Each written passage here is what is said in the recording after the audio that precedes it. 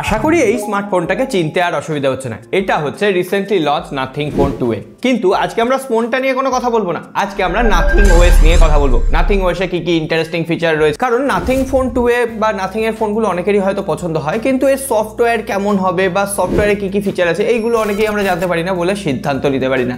So আপনি একটা সিদ্ধান্ত এখনই নিতে পারেন, সাবস্ক্রাইব করে ঘন্টিটা বাজিয়ে রাখা, তাহলে আর এই ধরনের ভিডিও মিস হবে না। তাহলে চলুন প্রথম থেকেই শুরু করি। প্রথমত যে দুটো ফিচার আমাদের কম বেশি সকলের কাজে লাগে, একটা হচ্ছে ক্লোন অ্যাপ, ওই ডুয়েল অ্যাপ্লিকেশনের মতো যেটা কাজ করে, আর একটা হচ্ছে অ্যাপ লকার। তো সেক্ষেত্রে আপনি সেটিংসে অ্যাপ্লিকেশনের ভেতরে চলে যাবেন, প্রথমের দিকে ডিফল্ট অ্যাপসের নিচেই ক্লোন অ্যাপস অপশন পাবেন। তবে এখানে সব থেকে বড় ব্যাপার, এখানে শুধুমাত্র সোশ্যাল মিডিয়া অ্যাপ্লিকেশনগুলোই ক্লোন করা যায় না, এখানে যে কোনো অ্যাপ্লিকেশন যেমন ধরুন ফ্লিপকার্ট, জিমেল, প্রত্যেকটা অ্যাপ্লিকেশনই কিন্তু আপনি ক্লোন করতে পারবেন। এছাড়াও অ্যাপ্লিকেশনগুলো লক করা দরকার হয়, অ্যাপ লকার অপশনও দেওয়া হয়েছে, যেখানে ফিঙ্গারপ্রিন্ট আর পাসওয়ার্ড, পিন এই সমস্ত দিয়ে আপনি অ্যাপ লক করে নিতে পারবেন। তবে এগুলো কিন্তু একেবারে সাধারণ ফিচার, তবে আস্তে আস্তে কিন্তু আমরা গভীরে যাব। দ্বিতীয় ফিচার বাবলস। নোটিফিকেশনের ভেতরে আপনি বাবলস ফিচারটা যদি অন করে দেন, কোনো রকম মেসেজ এলো, হোয়াটসঅ্যাপ মেসেজ এলো, সেটা কিন্তু বাবলস আকারে একদম স্ক্রিনের উপর শো করবে। তার জন্য আলাদা উইন্ডো ওপেন হবে না, আপনি যে উইন্ডোটা খুলে কাজ করছিলেন সেই উইন্ডোর উপরেই একটা পপ আপ প্যানেল আসবে, তার উপরে আপনি রিপ্লাই দিয়ে দিতে পারবেন, তারপর পপ আপ প্যানেলটা সরিয়ে দিতে পারবেন। এর নিচে একটা ফ্ল্যাশ নোটিফিকেশন অপশন রয়েছে। ফ্ল্যাশ নোটিফিকেশনে ক্যামেরা ফ্ল্যাশ এবং স্ক্রিন ফ্ল্যাশ অপশন রয়েছে। এখানে ক্যামেরা ফ্ল্যাশ অন হলে যদি কোনো নোটিফিকেশন আসে, আপনার ক্যামেরার পেছনে যে ফ্ল্যাশ লাইটটা সেটা একবার দপ করে উঠবে, আর যদি স্ক্রিন ফ্ল্যাশটা আপনি অন করে রাখেন তাহলে স্ক্রিনটা একবার দপ দপ করে উঠবে। তবে স্ক্রিন ফ্ল্যাশে আপনি বিভিন্ন ধরনের কালার সেট করতে পারবেন, এখানে লাল থেকে শুরু করে হলুদ থেকে শুরু করে, অর্থাৎ আপনার ফোনটা দূরে থাকলেও ফোনটা সাইলেন্ট যদি থাকে তাহলে নোটিফিকেশন এলে স্ক্রিন লাইট অথবা পেছনে ব্যাক ফ্ল্যাশ দেখেই আপনি বুঝে যাবেন যে আপনার ফোনে নোটিফিকেশন এসছে। এরপর আসবো সব থেকে ইন্টারেস্টিং ফিচার, গ্লিপ নোটিফিকেশন। এখানে গ্লিপ নোটিফিকেশন বা গ্লিপ ইন্টারফেসের ভেতরে আপনি রিংটোন অপশন, নোটিফিকেশন অপশন এইগুলো তো পাবেন, যেগুলো আপনার ইচ্ছে মতো আপনি কাস্টমাইজ করতে পারবেন, বিভিন্ন ধরনের প্যাটার্ন সেট করা রয়েছে। এছাড়াও এখানে ফ্লিপ টু গ্লিপ অপশন রয়েছে। আপনি স্মার্টফোনটা ব্যবহার করার পরে যখন ফোনটা উল্টো করে আপনার টেবিলে রাখবেন বা রাফ সারফেসে রাখবেন, সেখানে গ্লিপ ইন্টারফেসে একটা লাইট শো করছে, যেটা দেখতে কিন্তু কুল লাগছে। এর সঙ্গে সঙ্গে গ্লিপ টাইমার আপনি সেট করতে পারবেন। ধরুন কোনো একটা স্টপ ওয়াচ বা কোনো একটা কাউন্টডাউন আপনি স্টার্ট করে দিলেন, সেটা আস্তে আস্তে গ্লিপ লাইটে কমবে, এটাও দেখতে যথেষ্ট সুন্দর লাগছে। কম্পোজার অপশন রয়েছে, অর্থাৎ এই সমস্ত গ্লিপের প্রিসেট মিউজিক যদি আপনার পছন্দ না হয়, আপনি এখান থেকে নিজে মিউজিক তৈরি করতে পারবেন।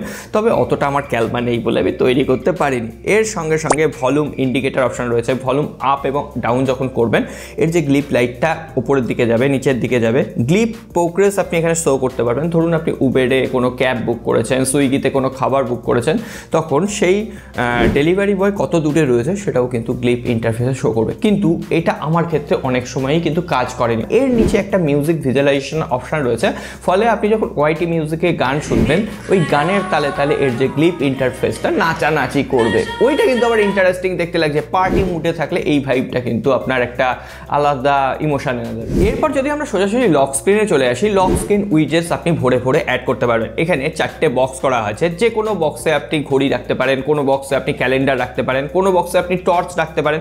আমি এখানে একটা ঘড়ি রেখেছি, কম্পাস রেখেছি, টর্চ রেখেছি, যেগুলো আমার একদম হোম স্ক্রিনে চলে আসছে। অলওয়েজ অন ডিসপ্লেতেও সেগুলোকে আপনি সেট করে রাখতে পারেন, মানে আপনি ফোনটা আনলক না করেই ওই ফিচারগুলোকে অ্যাক্সেস করতে পারবেন। এর সঙ্গে সঙ্গে বিভিন্ন ধরনের ক্লক স্টাইল রয়েছে, বিভিন্ন ধরনের ফটো আপনি এখানে সেট করে রাখতে পারবেন। এছাড়াও এখানে বিভিন্ন ধরনের ছোটোখাটো সেটিংস, যেমন auto rotate, torch option, airplane mode, Bluetooth, wifi, এইগুলো আপনি হোম স্ক্রিনে রেখেই ইউজ করতে পারবেন। অর্থাৎ এগুলো কিন্তু কাজের ক্ষেত্রে অনেকটা ওই শর্টকাট বাটনের মতো কাজ করছে, যেগুলো সত্যিই ডেইলি লাইফে কাজে লাগছে, আর নাথিং সেই প্রায়োরিটিটা দিয়েছে। এছাড়াও লক স্ক্রিন শর্টকাট বলে একটা অপশন রয়েছে, অর্থাৎ যখন লক স্ক্রিনে থাকছেন আপনার ডান দিকে কোন অ্যাপ্লিকেশন খুলবে, বাঁ দিকে কোন অ্যাপ্লিকেশন খুলবে, এই ধরনের শর্টকাট যেগুলো, সেগুলোকে খুব ভালোভাবে কিন্তু ইমপ্লিমেন্ট করতে পেরেছে নাথিং। এছাড়াও এখানে অলওয়েজ অন ডিসপ্লে সাপোর্ট রয়েছে, তবে এখানে অলওয়েজ অন ডিসপ্লের জন্য কোনো রকম থিম অ্যাড নেই, আপনি চাইলে থিমগুলো সেট করে নিতে পারবেন। আপনার প্রয়োজনীয় অ্যাপ্লিকেশনগুলো অলওয়েজ অন ডিসপ্লেতে সেট করে রাখলেন, তারপরে ওয়েদার অ্যাপ্লিকেশনটা সেট করে রাখলেন, এমনকি ব্লুটুথ বা ওয়াইফাই এগুলো সেট সেট করে রাখলে অলওয়েজ অন ডিসপ্লে থেকেই সেগুলোকে কিন্তু অ্যাক্সেস করা যাচ্ছে। নাথিং ওএসে এমন একটা আর্টিফিশিয়াল ইন্টেলিজেন্সের ফিচার অ্যাড করা হয়েছে না, যেটা আপনার হাতে স্মার্টফোনে নেই। প্রথমত আপনি সেটিংসে চলে যাবেন।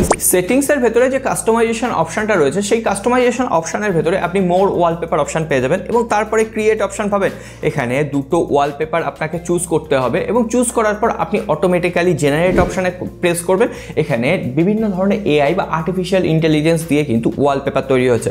উপরে যেমন স্কাই আছে, টেরাটিন আছে, এইগুলোকে আপনি সিলেক্ট করবেন। নিচে আরেকটা থিম সেট করবেন, দিয়ে জাস্ট আপনি ক্রিয়েট ওয়ালপেপার করবেন। এখানে একটু নেট সার্ফিং হবে, একটু টাইম লাগবে, তারপরে একটা জেনারেটিভ এআই ওয়ালপেপার আপনার জন্য নাথিং কিন্তু তৈরি করে দেবে। এরপরে যে ফিচারটার কথা না বললেই নয়, আর্থকোয়েক ডিটেকশন ফিচার। তার জন্য সোজাসুজি আপনি সেফটি অ্যান্ড এমার্জেন্সিতে চলে আসবেন এবং এখানে দেখুন বিভিন্ন ধরনের অপশন রয়েছে। এমার্জেন্সি কন্ট্যাক্ট আপনি সেভ করে রাখবেন, কারণ হঠাৎ করে ধরুন আপনার ফোনটা খোলা গেল না, আপনার সম্পর্কে কিছু এমার্জেন্সি ইনফরমেশন দরকার হলো, আপনার ব্লাড গ্রুপ কি, এইগুলো আপনি সেট করে রাখতে পারবেন। মেডিকেল ইনফরমেশন দিয়ে রাখতে পারবেন।